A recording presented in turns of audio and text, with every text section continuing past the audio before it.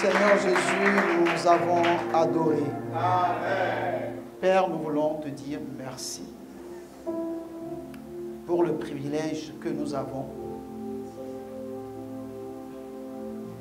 d'élever la voix et de magnifier ton Saint-Nom. Nous voulons, Seigneur, que ton esprit de révélation vienne à nous pour que nous puissions avoir accès aux choses cachées. Amen. Seigneur,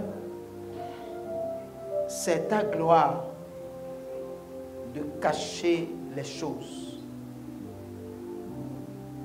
Et nous voulons reconnaître que tout ce qui est caché est à toi, mais que tout ce qui est révélé est pour nous les hommes. Et c'est pour cette raison, Seigneur, nous prions pour que ton esprit de révélation vienne à chacun de nous. Amen. Que nous ne puissions pas marcher en tâtonnant en plein jour. Amen. Seigneur, c'est dans ta maison qu'on vient pour recevoir les secrets de la vie. Nous voulons donc que ton esprit prenne le contrôle. Amen. Et que ton nom soit glorifié au milieu de ton peuple que nous constituons. Merci Seigneur. Au nom de Jésus, nous avons prié. Amen. Amen.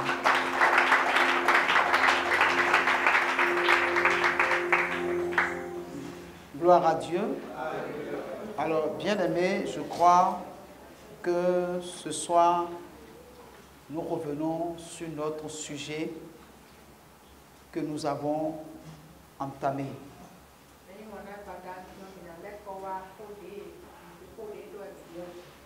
L'esprit de révélation. Gloire à Dieu. L'esprit de révélation.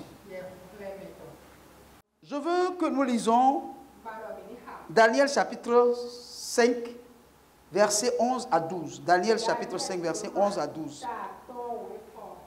Il y a dans ton royaume un homme qui a en lui l'esprit des dieux saints.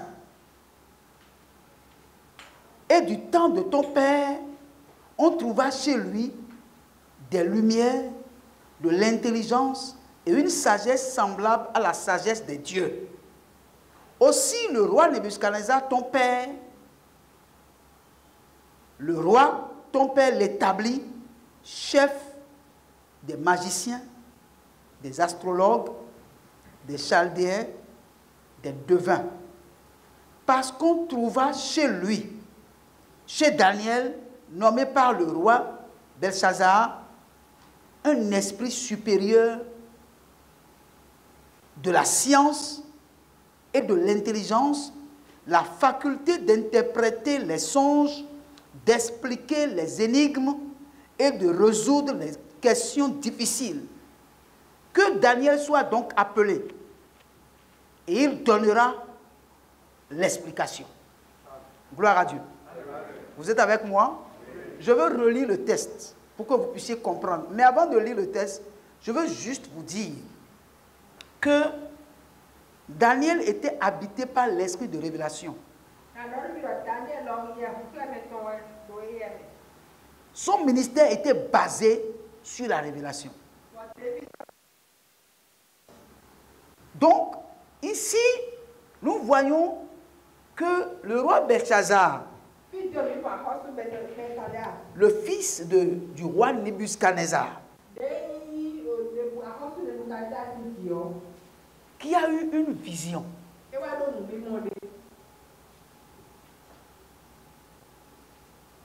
Quelle est la vision qu'il a eue? Ils étaient en train de fêter avec ses amis, avec les princes, avec sa femme, ses concubines.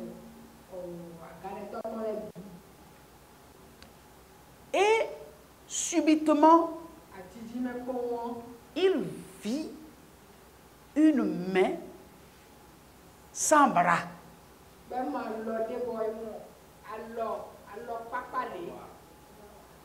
N'est-ce pas? qui écrivait contre le mur. Donc, il ne voyait pas le bras, mais il voyait la main.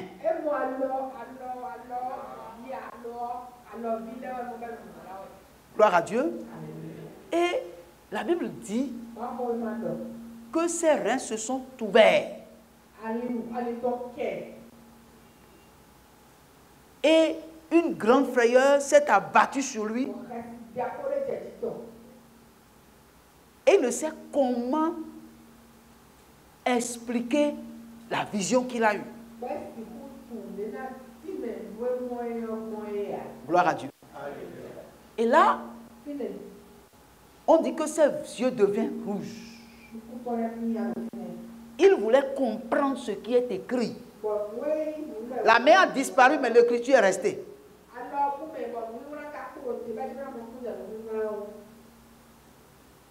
Et donc, il cherchait l'explication, mais il n'y avait personne pour lui expliquer. Et c'est là que ces magiciens et ces astrologues lui ont dit que dans son royaume, du temps de son père, feu père, Nebuchadnezzar, il y avait un homme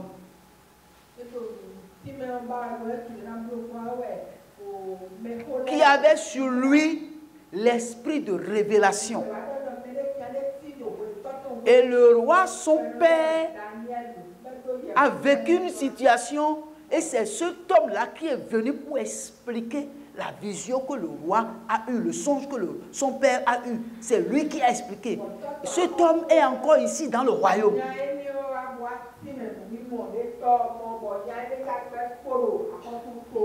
Gloire à Dieu. Donc, je veux relire le texte pour que, à partir de ce que je vous ai expliqué, vous puissiez comprendre. Donc, le roi Belshazzar, le fils de Nebuchadnezzar, ce qu'il a fait, c'est parce que son feu père était allé en guerre contre Israël et ils ont vaincu. Et son feu père est rentré dans le temple de Dieu pour ramasser les ustensiles qui servaient dans le temple de Dieu. Il les a ramassés, il les a menés à Babylone.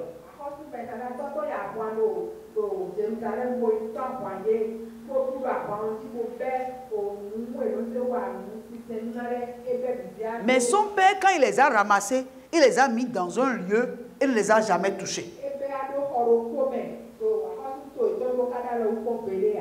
Mais lui, en son temps, quand il a organisé la fête là, avec ses concubines, ses femmes, tout ça, dans sa joie, il est rentré dans le temple, il a pris ces ustensiles là et a servi de boisson dedans.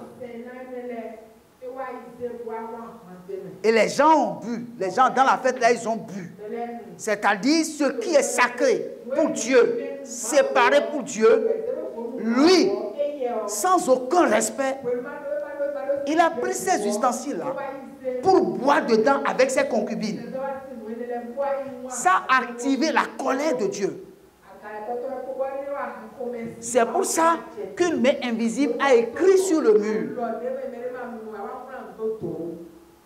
Et maintenant, l'écriture est là, mais il ne comprend pas du tout ce que c'est.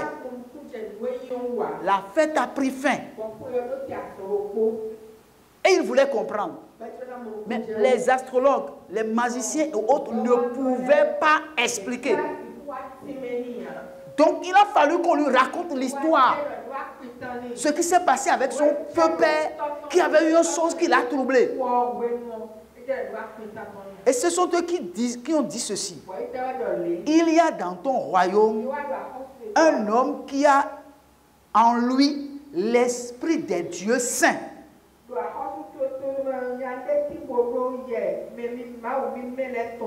Et du temps de ton père, on trouva chez lui des lumières,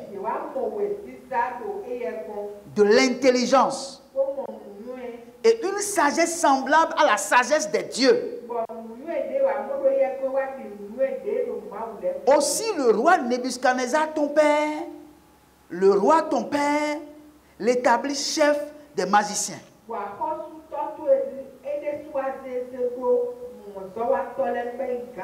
des astrologues, des chaldéens, des devins. Parce qu'on trouva chez lui, chez Daniel, nommé par le roi Belshazzar, un esprit supérieur à la science et de l'intelligence, la faculté d'interpréter les songes, d'expliquer les énigmes et de résoudre les questions difficiles. Que donc Daniel soit appelé et donnera l'explication. Gloire à Dieu. Je vais vous poser une question. Qui parmi nous ne voudrait pas que Dieu l'utilise comme il a utilisé Daniel? Gloire à Dieu. Qui parmi nous ne voudrait pas avoir une sagesse qui dépasse la sagesse humaine? Qui parmi nous ne voudrait pas avoir de la lumière sur les choses des ténèbres? Encore que Jésus a dit, vous êtes la lumière de la terre. Vous êtes la lumière de la terre. Ça veut dire que pendant que les autres sont dans les ténèbres et cherchent à avoir de la lumière, c'est vous qui allez leur apporter la lumière. Pendant que les gens sont en train de se poser des questions sur certaines choses, c'est vous qui devez leur expliquer certaines choses. Gloire à Dieu. Mais le problème, c'est que la Bible a dit aspirer aux dons les meilleurs. Donc nous avons le devoir d'aspirer, de désirer ces choses-là. Quelqu'un qui désire ces choses-là, il doit être en contact permanent avec Dieu. Il doit avoir une vie de communion avec Dieu. Il doit méditer régulièrement la parole de Dieu. Il ne va pas être quelqu'un qui prie lorsqu'il a des problèmes. Mais il prie. Qu'il y ait de problème, qu'il n'y ait pas de problème, il prie. Mais il prie pour mieux connaître le Seigneur. Gloire à Dieu. Et ici, aujourd'hui, dans cette nation et partout dans le monde, les gens sont en train de rechercher des gens en qui se retrouve l'esprit de révélation, par qui ils peuvent avoir la lumière, ils peuvent trouver la solution à leurs problèmes. Gloire à Dieu. Et nous-mêmes là, nous avons besoin nous-mêmes de la lumière.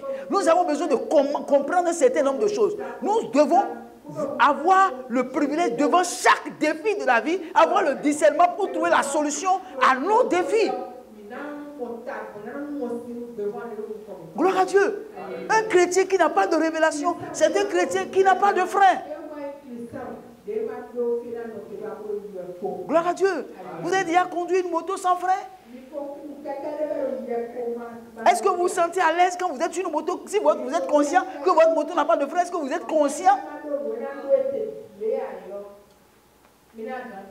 Gloire à Dieu. Est-ce que vous pouvez filer tout en étant conscient que votre moto n'a pas de frein?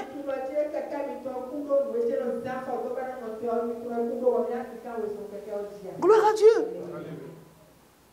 Donc un chrétien qui vit, mais qui n'a aucune révélation, Dieu ne lui parle pas. Il n'est pas éclairé. Quand il prend la Bible, il la Bible comme un livre. Il ne reçoit rien de la part de Dieu. Il y a quelque chose qui lui manque. Quelque chose manque à sa vie. Gloire à Dieu. Un chrétien qui a de révélation ne se confie pas aux hommes. Il se confie à Dieu.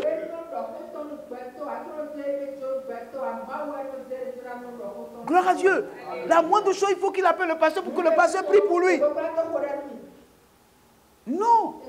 Un chrétien qui a la révélation, il a le courage, il a la foi, la capacité d'élever la voix, de prier et d'arrêter des situations. Mais sans la révélation de Dieu, on ne peut pas. Gloire à Dieu. Vous savez, Jésus a dit une chose devant la tombe de Lazare. Il dit, Seigneur, pour moi, je sais que tu m'exauces toujours. Si je prie, ce n'est pas pour moi que je prie. Je prie à cause de ceux-là qui sont autour de moi. Gloire à Dieu. Je sais que tu m'exauces toujours. Mais si je prie, c'est à cause de ceux-là qui sont autour de moi. Ceux-là, les incrédules qui sont autour de moi. Qu'ils sachent que tu es avec moi. Gloire à Dieu. Donc, un chrétien qui n'a pas de foi, parce que la foi même c'est une révélation.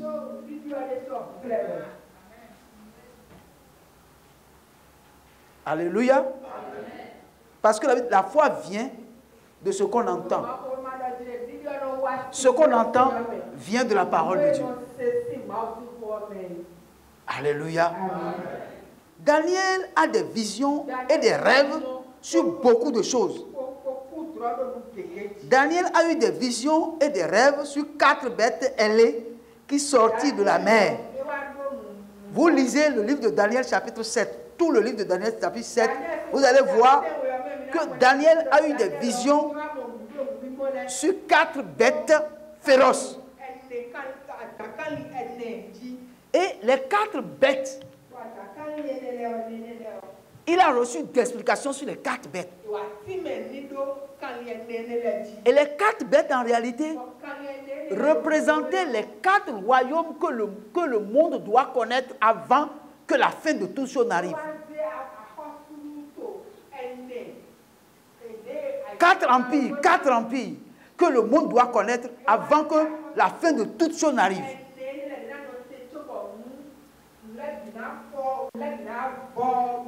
Et il a cité les 4 empires.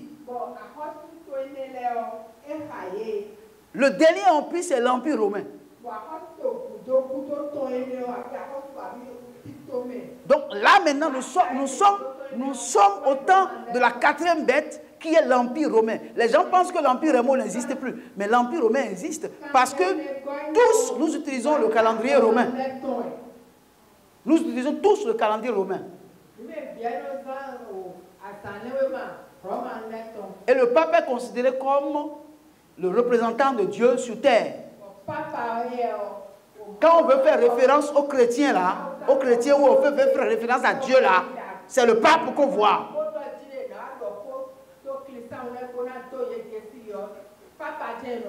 Gloire à Dieu. Voici que lui-même il dit qu'il y a des parties dans la Bible qui ne sont pas correctes. Et c'est eux qui nous ont amené la Bible. Il a même dit que pourquoi il dit qu'il y a des passages dans la Bible qui ne sont pas corrects et puis les Africains sont en train de contester.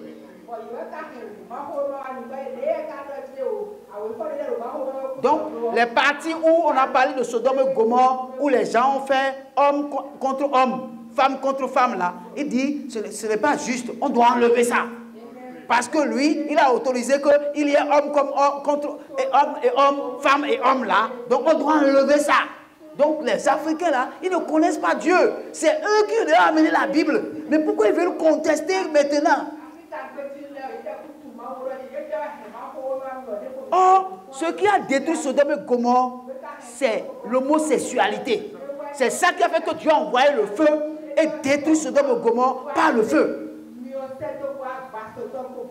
Donc nous sommes encore dans l'âge de Sodome et Gomorrhe où les hommes, n'est-ce pas, se connaissent entre eux, se marient entre eux. Les femmes se marient entre eux. Mais lui dit maintenant, on doit effacer ça.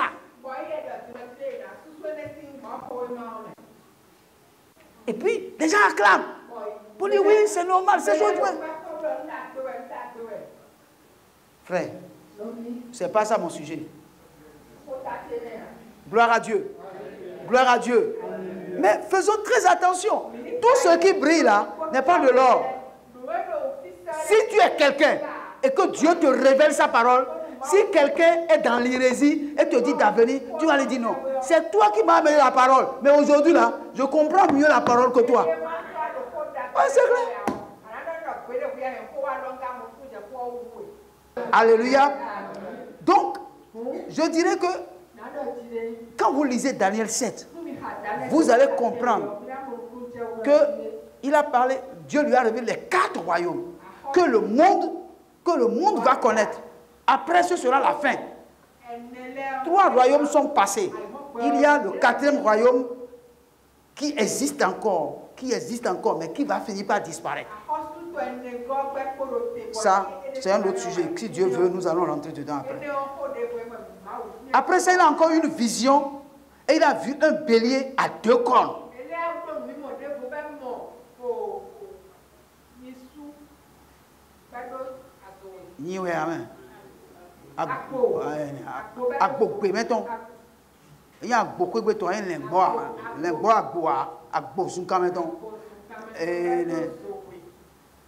Gloire à Dieu. Alors, je voudrais, la capacité de Daniel de voir, de connaître et de comprendre fut l'œuvre de l'esprit de révélation.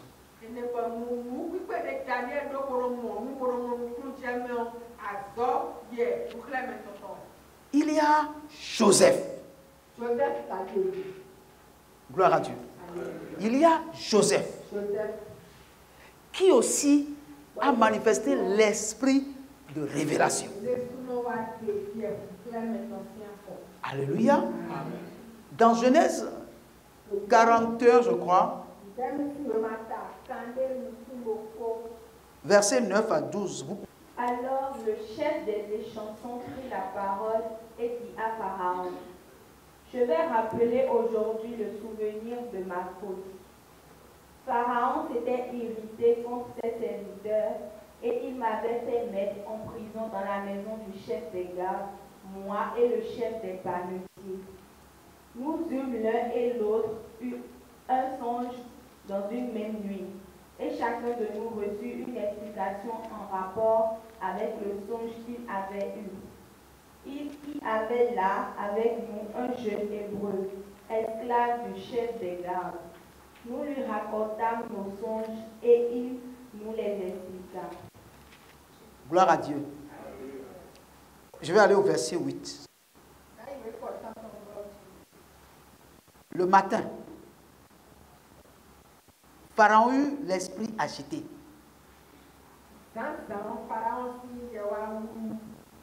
Et il fit appeler tous les magiciens et tous les sages de l'Égypte.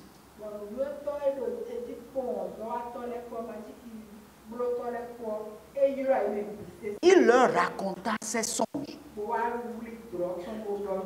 Mais personne ne put les expliquer à Pharaon.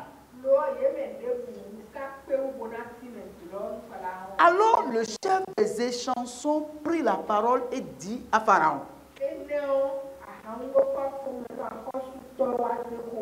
je vais rappeler aujourd'hui le souvenir de ma faute.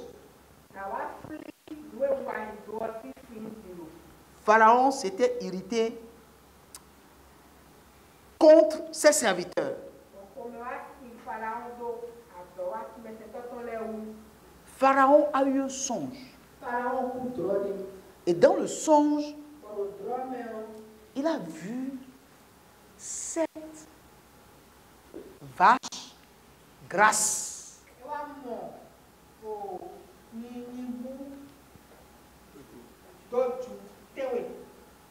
Bien grasses. 7. Et puis après, le songe est parti. Il voit 7 vaches maigres, véritablement maigres. Alléluia. Et puis le songe est parti. Il s'est réveillé, agité. Et il s'est dit, mais qu'est-ce que c'est? Donc il a rassemblé ses magiciens, les astrologues, tout ça, et il leur raconta le songe. Il s'attendait à ce que parmi eux, qu'il y ait quelqu'un pour lui expliquer ce que c'est. Et personne ne pouvait expliquer le songe. Entre-temps, Joseph a rencontré 2 serviteurs de Pharaon en prison.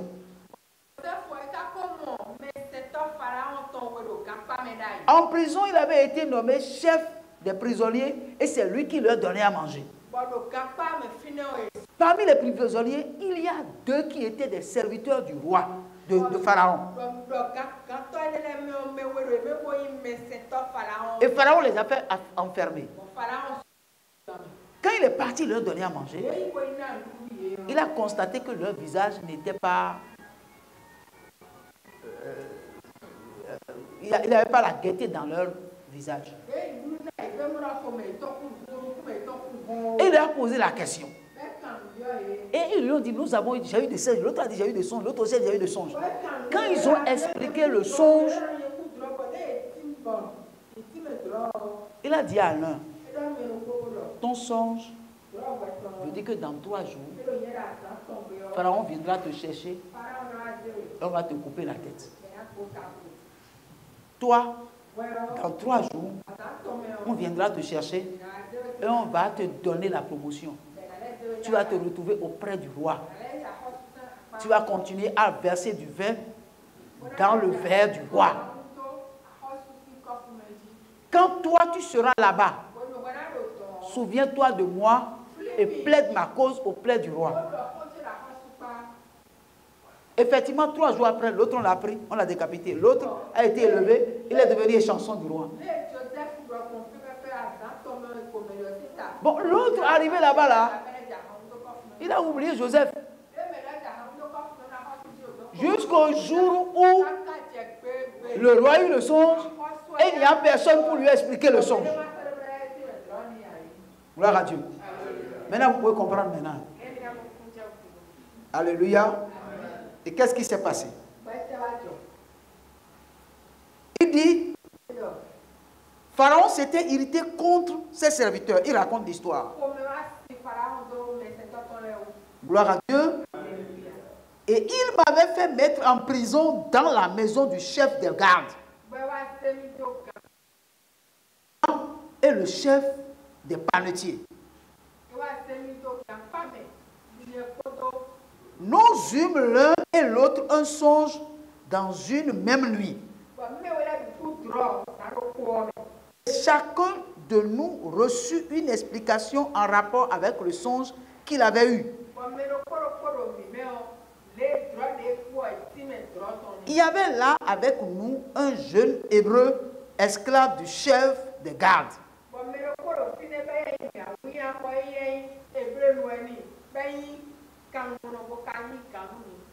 Nous lui racontâmes nos songes et il nous les expliqua. Les choses sont arrivées selon l'explication qu'il nous avait donnée. Pharaon me rétablit dans ma charge. Et il fit pendre le chef des panetiers.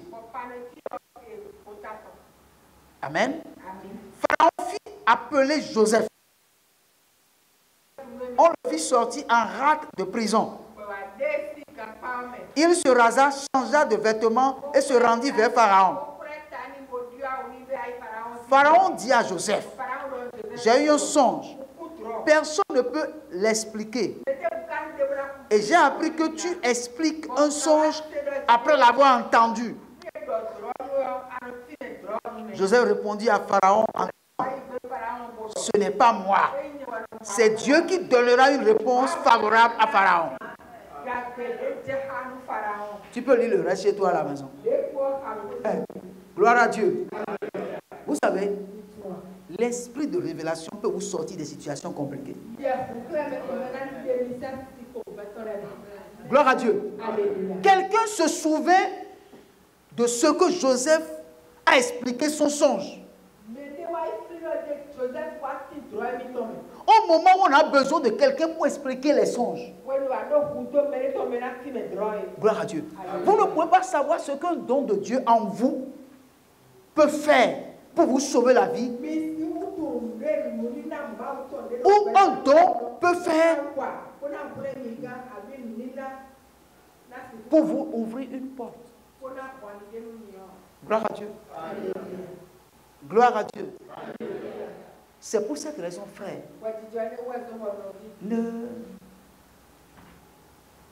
faites attention. Vous ne pouvez pas savoir ce que le don de Dieu dans votre vie, la porte que le don de Dieu dans votre vie peut ouvrir.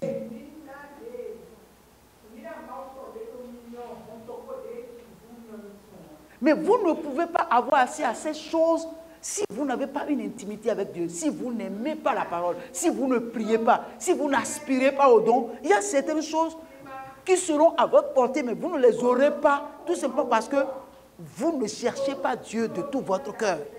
Gloire à Dieu. Bien-aimés, en réalité, Dieu fait des merveilles dans la vie de ceux qui se livrent à lui. Gloire à Dieu. Ce n'est pas une affaire d'église, ce n'est pas une affaire de comment on appelle, de je suis pasteur, je suis serviteur de Dieu.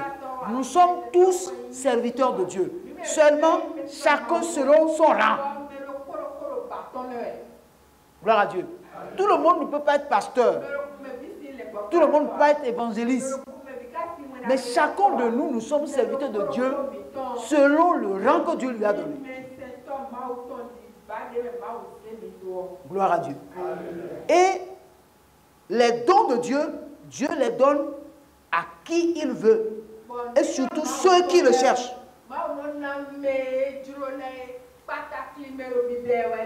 Gloire à Dieu. Alléluia. Et donc nous constatons simplement que Dieu a donné cette capacité à Daniel, que dit à Joseph, d'expliquer les songes.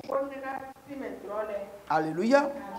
Une autre chose que je veux que nous puissions comprendre.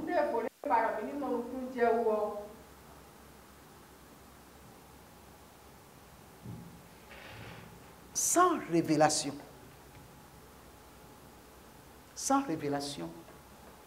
il y a un certain niveau spirituel que nous ne pouvons atteindre.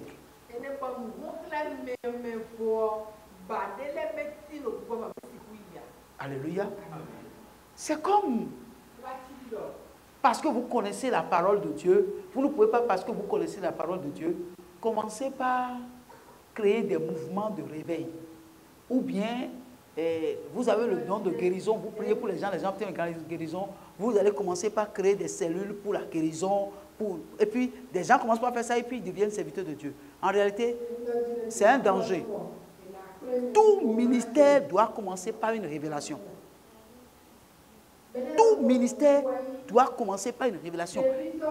Quand Dieu t'a appelé, il t'a dit quoi? Qu'est-ce que Dieu t'a révélé? À quoi Dieu t'a appelé?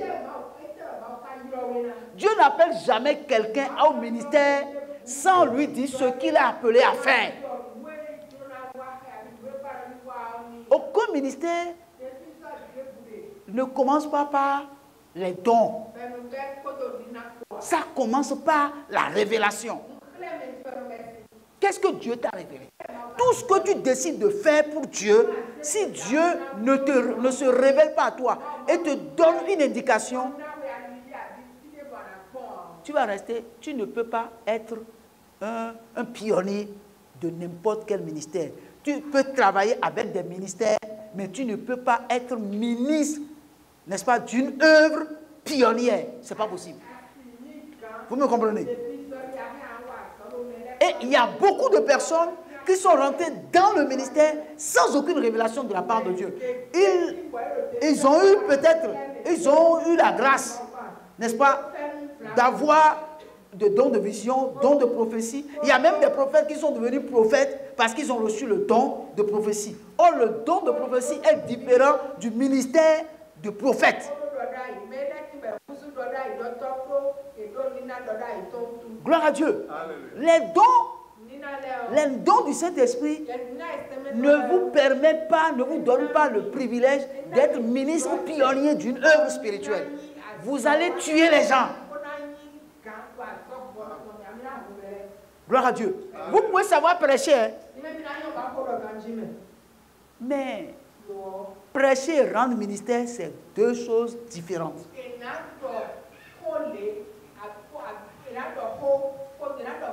Puis, allez, tu vas prêcher jusqu'à arriver à un moment donné, tu n'auras plus de prédication.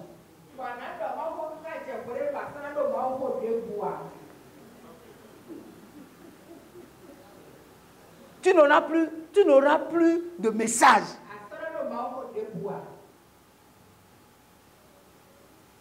Gloire à Dieu. Là, maintenant, comment tu vas faire? Maintenant, diriger les hommes là, c'est régler les problèmes des hommes.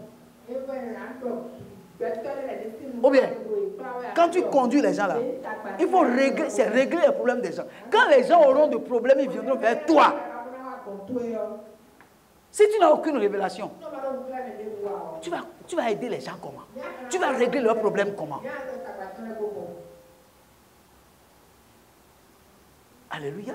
Donc, bien aimé, il faut que nous puissions comprendre qu'en tant qu'enfants de Dieu, nous devons avoir la révélation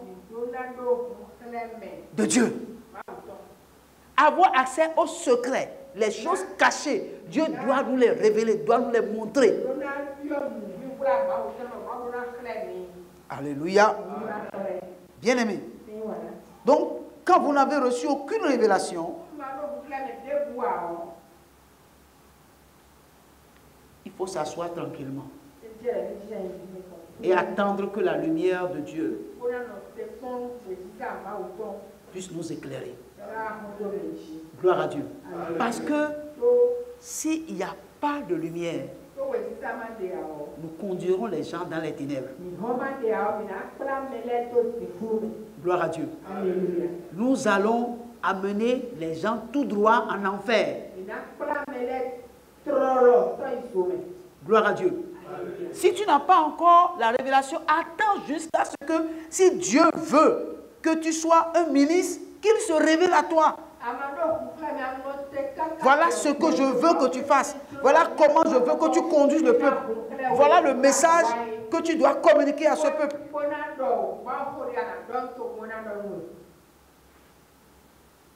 Gloire à Dieu. Alors, bien-aimés, je tiens à vous dire que le Dieu que nous servons n'est pas un Dieu mort. C'est un Dieu vivant.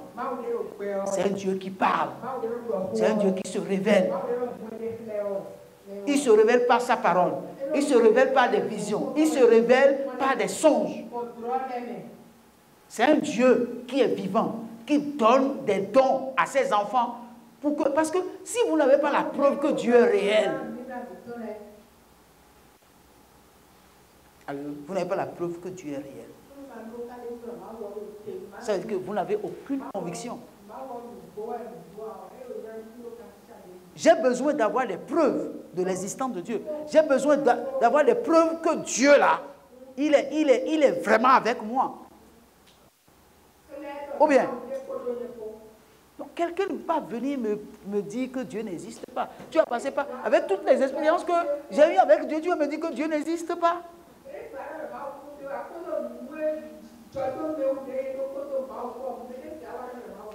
Non. Gloire à Dieu. Alors, bien aimé, la parole de Dieu est vraie. Quelqu'un m'a dit, mais ce que tu dis là, les gens ont écrit. Je lui ai dit, bon, je vais te dire une chose. Je vais juste te dire une chose. La Bible a dit, voici les signes qui accompagneront ceux qui auront cru.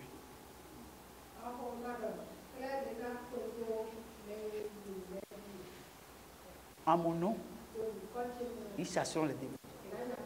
Ils imposeront les mains aux malades. Et les malades seront guéris. Ils parleront de nouvelles langues. Je lui ai dit, ce qui est écrit là, tu connais sa signification. Il dit non, les gens ont écrit n'importe quoi. Gloire à Dieu. Ça veut dire que lui là, il n'a jamais rencontré Dieu. Ou bien, il n'a jamais rencontré Dieu. Parce que moi, j'ai expérimenté ce qui est écrit là. Gloire à Dieu. Particulièrement moi-même là. Dieu m'a guéri. J'ai fait l'expérience de la guérison divine. Si je suis resté dans le Seigneur, c'est ce miracle-là que Dieu a fait dans ma vie. Donc, je veux juste vous dire que Dieu est réel. Ne vous confiez pas à une dénomination, mais confiez-vous à Dieu. Vous comprenez ce que je dis? Il faut que vous compreniez ça profondément. Et je vous dis, vous ne serez jamais déçus. Dieu ne vous décevra pas. Si votre Dieu vous a déçu, essayez le mien. Essayez le mien. Parce que le mien ne ment jamais. Le mien ne trompe jamais. Dieu est vrai. Je veux m'arrêter là simplement pour dire, ayez confiance en Dieu. Donnez votre vie au Seigneur. Faites appel à l'esprit de révélation. Donc, la dernière chose que je vais vous dire, c'est que chez vous à la maison, priez et demandez à Dieu de vous accorder l'esprit de révélation, de vous donner d'avoir des songes, de vous donner des explications sur les choses, qu'il vous donne des visions. Priez. Dieu est vrai. Et Dieu guérit. Il est le Dieu qui fait les miracles. Rien n'est impossible à Dieu. Rien n'est impossible à celui qui croit.